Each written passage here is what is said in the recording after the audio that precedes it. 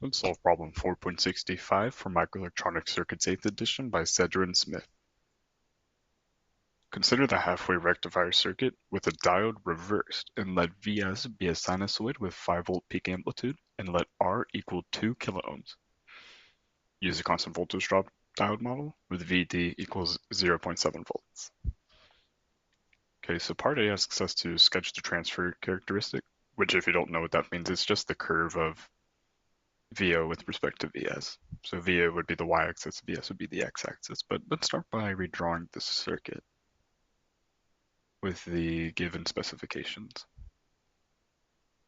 Right, so they want the diode flipped, and it's a constant voltage drop, so it has 0.7 volts. Oh. Note that the positive sign of the voltage drop for a diode should always be on the anode. Okay, so this is D. And we have R, which is 2 kiloohms. And this is grounded. And we have V naught, which just represents the voltage drop across the resistor. Okay. Let's start by sketching the curve of Vs with respect to time. Just to recap, it's a sinusoidal signal. So it's going to just go up and down like that with a peak at 5 volts and negative 5 volts.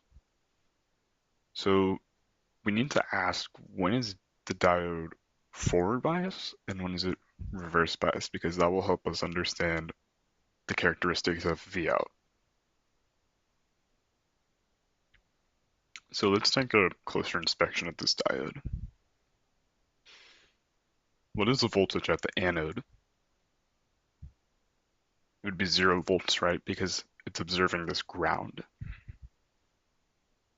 Then it drops 0.7 volts, which means the cathode observes negative 0.7 volts.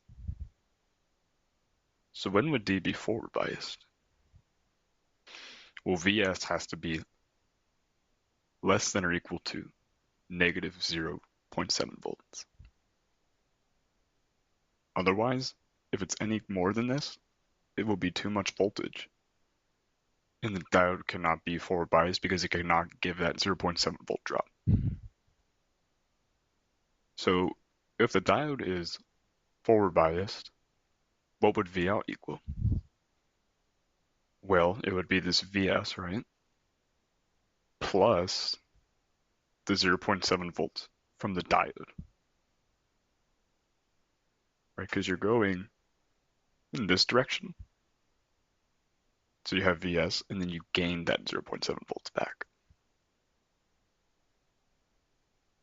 Okay, now when would D be reverse biased?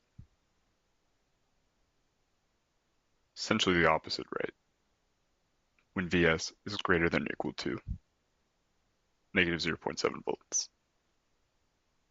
Say Vs is 1 volt here, then you would be going from low to high. So this would be an open circuit. And then at that point, Vs would just be cut off by the diode, and V out would equal 0. So to answer part A, to draw the transfer characteristic, so we have Vs on the x-axis and V out on the y-axis. So we observe that V out is 0 for any Vs that is greater than or equal to negative 0.7 volts. Let me change colors for this. So it will be 0 for all values of Vs that are greater than negative 0.7 volts. Now, once we go less than that, we can see that the value of V out is just 1-to-1 with Vs, right? It's just the slope is 1. It's 1 times Vs. So it'll just be a linear curve with a slope of 1. So this would be the answer to part A. Let me erase this, and we will start to solve part B. So part B asks us to sketch the waveform of V out.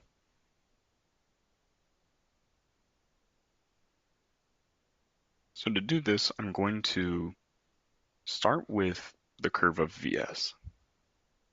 So we'll let blue equal Vs.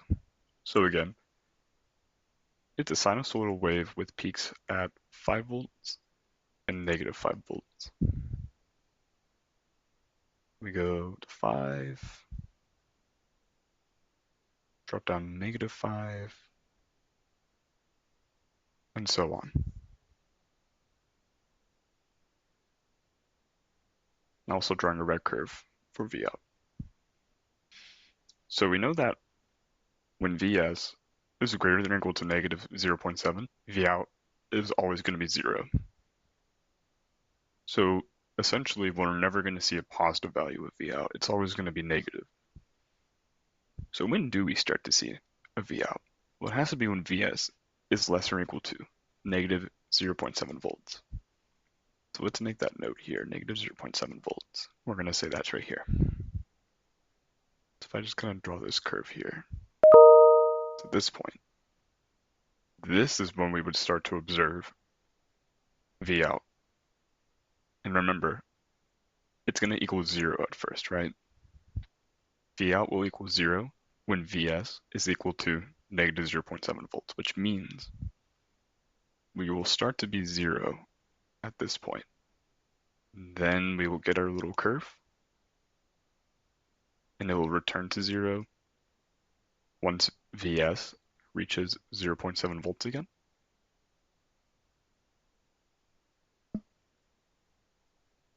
And it will go all the way down, back up.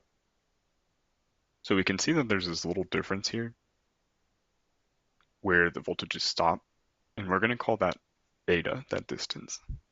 This will be important for part C. We can also state that the gap from here to here is 0.7 volts. So this is our answer for part B.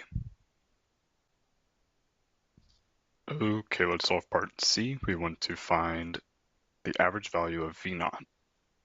So in order to find this, we need to understand a few new concepts. So this value theta, that is what we call the conduction angle. It's essentially the angle at which V naught starts to conduct, actually produce a voltage. So theta is equal to the inverse sine function of our diode voltage divided by the peak value of Vs. So that is the inverse sine of 0.7 volts divided by 5 volts, which is equal to 8 degrees. Okay? This is when our conduction starts. And when does it stop? That would be 180 degrees minus 2 theta. So that's equal to 180 degrees minus 16 degrees, which is equal to 164 degrees. This is when conduction stops. So we know when V naught starts conducting and stops conducting. So we have this formula, V out average is equal to negative 1 divided by 2 pi times the integral of our conduction angle to the angle when the conduction stops, pi minus theta, of V peak, well, Vs peak, the peak value of Vs peak minus the diode voltage, actually, excuse me, it needs out a sine function because Vs is sinusoidal. Sine theta minus the diode voltage d theta. So therefore, V out average is equal to the integral times negative 1 over 2 pi. Our conduction starts at 8 degrees and it stops at 164 degrees. Our peak is 5 times sine theta minus 0.7 d theta. We can integrate this and we would get V out average is equal to negative 1 over 2 pi. The integral of sine is negative cosine, so we get negative 5 cosine theta minus 0.7 theta. And then this is being integrated from 8 degrees to 164 degrees. And at this point, you're probably going to need a calculator to calculate these cosine angles. I actually went ahead and already calculated the value of V out. So you can plug this into Symbolab, use your handheld calculator, any of that. The V out average for this problem is equal to negative 1.249 volts.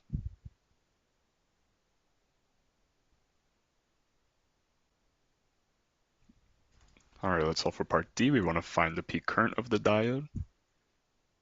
I peak would be the peak value of our voltage if we do nodal analysis minus the voltage across the diode, which is 0.7 volts, divided by our resistance. So that's just 5 minus 0.7 volts over 2 kiloohms. To get my calculator out, that is 2.15 milliamps.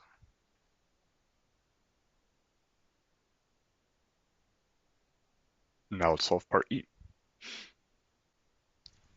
All right, time for part E. What is the PIV of the diode? So you may not know what this means. PIV just stands for the peak inverse voltage. So essentially, when the diode is reverse biased, what is the maximum voltage it will consume? So that just occurs when Vs is at its peak and V out equals 0 because it's reverse biased. So we know that V out would be 0 when Vs is at its peak of 5 volts. So this would be the PIV. PIV is equal to 5 volts. And now we're done.